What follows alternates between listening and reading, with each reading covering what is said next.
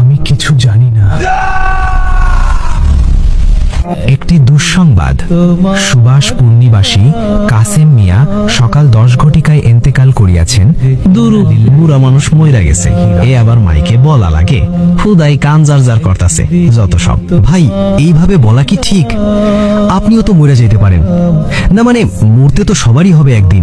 তোমার ওয়াজ নিসিয়ত বাদ দাও, এখনো বিয়ে করলাম না, আমি মরমো, মরণ কি এত সহজ নাকি? আমি আরো অনেক বাঁচবো। দূর, তোমার চাই খাবো না, তুমি আমার মুডটাই নষ্ট করে দিলা।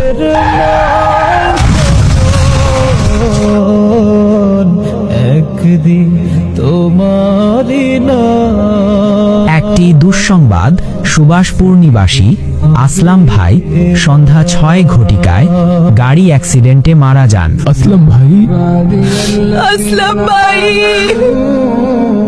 তোমরা আমাকে কেন গোসল করাচ্ছ? আমি তো এখানে, কি হলো?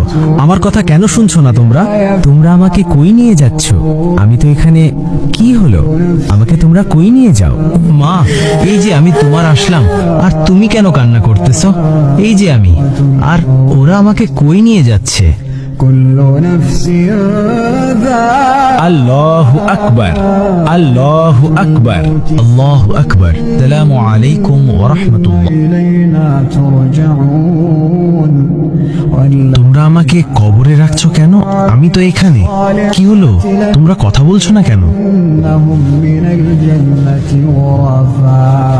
তোমরা আমাকে রেখে চলে যাচ্ছ কেন? আমার খুব ভয় করছে।